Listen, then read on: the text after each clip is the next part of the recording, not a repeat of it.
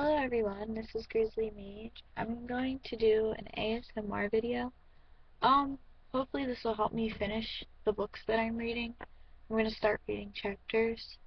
I'm going to start reading the first chapter of The Door to December by Dean Koontz. That's what I'm going to do for this video, first chapter. It's not a long chapter, just stay with me. I hope you enjoy.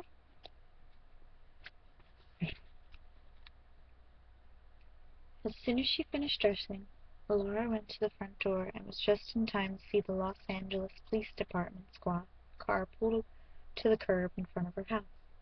She stepped outside, slammed the door behind her, and hurried down the walk. Hard spikes of cold rain nailed the night to the city. She hadn't bothered with an umbrella. She couldn't remember which closet she'd stuck it in. She didn't want to waste time searching for it. Thunder rolled across the dark sky, but she hardly noticed those ominous peals. To her, the pounding of her heart was the loudest noise in the night. The driver's door of the black and white opened, and a uniformed officer got out.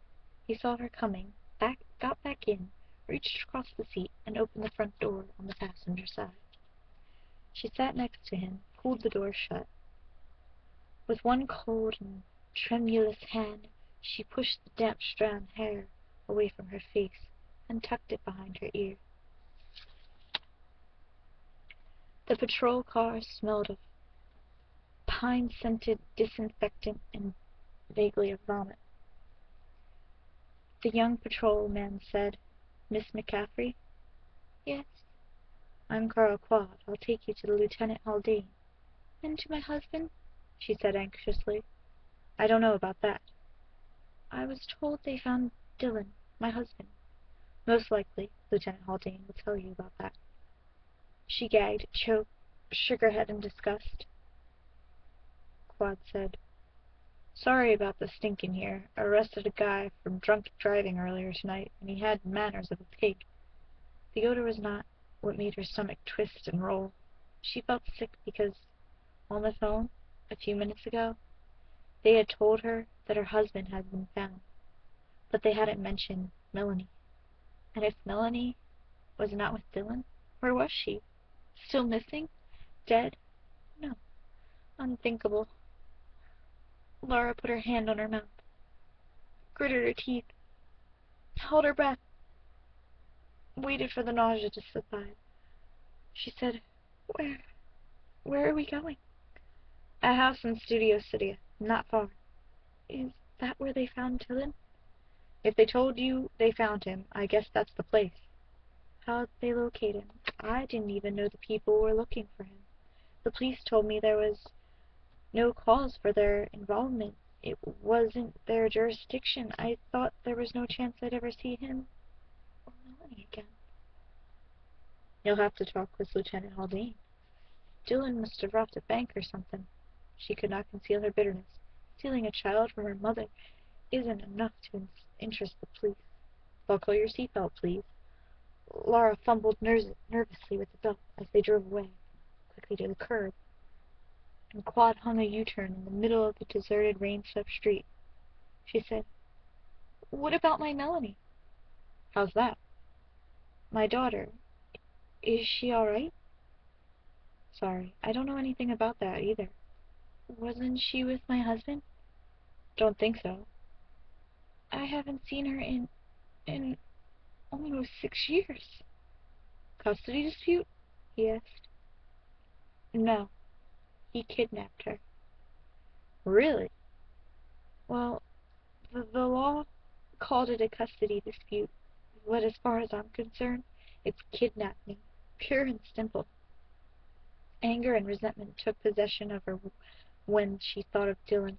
She tried to overcome those emotions, tried not to hate him, because she suddenly had the crazy notion that God was watching her, and that he was judging her, and that if she became consumed by hatred or dwelt on negative thoughts, he would decide she wasn't worthy of being reunited with her little girl. Crazy. She couldn't help it. Fear made her crazy, and it made her so weak that for a moment she did not even have sufficient strength to draw a breath. Dylan, Laura wondered, what would it be to come face to face with him again?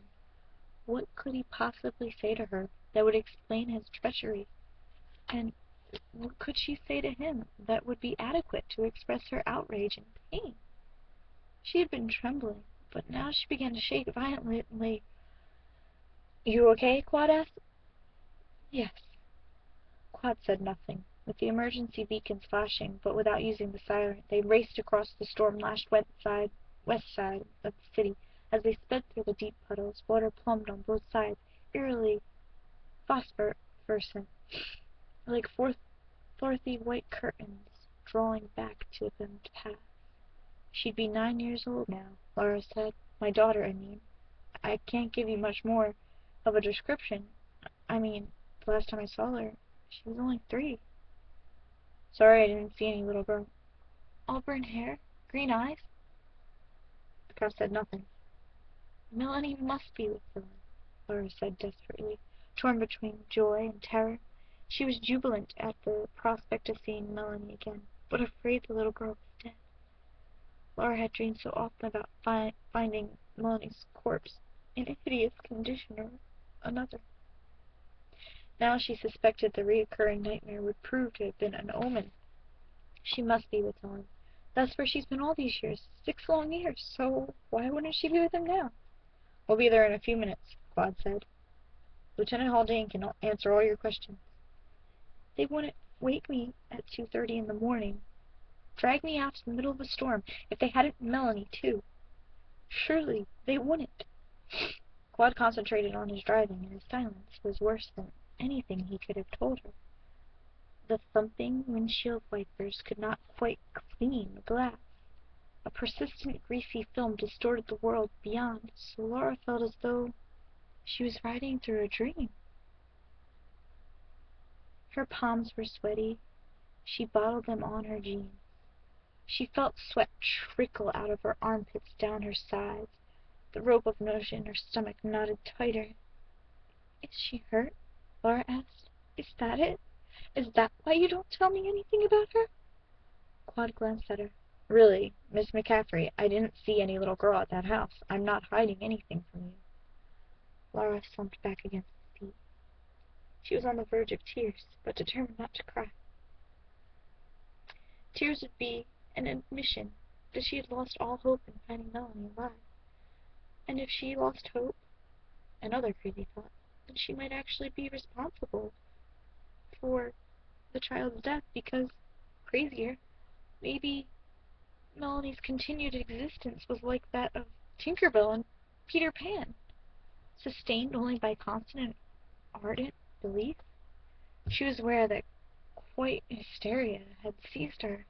The idea that Melanie continued existence depended upon her mother's belief, and the restraint of tears was solipsistic and irrational. Nevertheless, she clung to the idea, fighting back tears, summoning all the conviction that she could muster. The windshield wipers thumped monstrously, and the rain drummed hollow on the roof, and the tires hissed in the wet pavement, and the studio seemed as far away as Hong Kong. They turned off Ventura Boulevard in Studio City, a community of mismatched architecture. Spanish, Cape Cod, Tudor, colonial, postmodern homes jammed side by side. It had been named for the old Republic studio where many low-budget westerns had been shot before the advent of television. Most of the Studio City's newest residents were screenwriters, painters, artists, musicians, and craftspeople of all kinds, refugees from gradually but inevitably decaying neighborhoods such as Hollywood who were now engaged in battle of lifestyles with the older homeowners. Officer Claude pulled to a stop in the front of the modest ranch house on the quiet cul-de-sac line, with the water-bare coral trees and Indian laurels with heavy foliage. Several vehicles were clustered in the street, including 2 mustard-green Ford sedans, 2 other black and whites, and the gray van with the city seal on the door. But it was another van that caught hold of Laura's attention, for "Coroner" was emblazoned across the 2 rear doors. "Oh, God, please no! No!" Laura closed her eyes, trying to believe that this was still part of a dream from which the telephone had ostensibly awakened her. The call from the police actually might have been part of the nightmare, in which case Claude was part of it too, in this house. She would wake up, and none of this would be real. But when she opened her eyes, the coroner's van was still there. The windows of the house were heavily curtained, but the entire front was bathed in the harsh glow of portable floodlights. Silvery rain slanted through the bright light, and shivering shadows of wind-stirred shrubbery crawled across the walls. An uniformed police officer in a rain slicker was stationed overhung the area. Another officer stood under the roof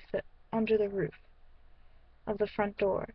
They were prepared to discourage curious neighbors and other onlookers, although the bad weather and late hours seemed to be doing their job for them. Claude got out of the car, but Laura couldn't move. He leaned back and said, "This is the place." Laura nodded, but she still sat there.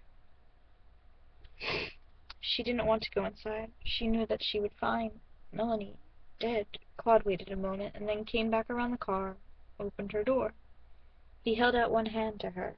The wind sprayed fat droplets of cold rain past Claude into the car. He frowned. "Miss McCaffrey, are you crying?" She couldn't shift her gaze from the coroner's van.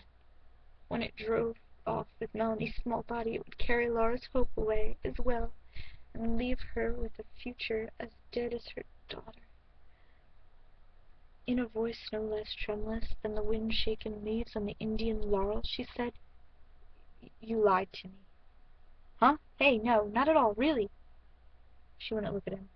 Blowing air between his lips, making an odd horse-like sound that would hardly appropriate the circumstances, he said, "Oh yeah, this is a homicide case. We've got a couple of bodies." A scream swelled in her head when she held it back, then pent up. The pressure was painful, burning in her chest. Claude quickly continued, "But your little girl isn't in there. She's not one of the bodies. Honestly, she isn't." Laura finally met his eyes. He seemed sincere. There would be no point in lying to her now, because she would soon learn the truth anyway when she went inside. She got out of the car. Taking her by the arm, Officer Claude led her up the walk to the front door. The rain pounded as somnolently as drums in a funeral cortege. That was Chapter 1 of Door to December by Dean Koontz, and I hope you enjoyed it. I'll be posting more chapters later. That was my first try of an ASMR video. Have a good night.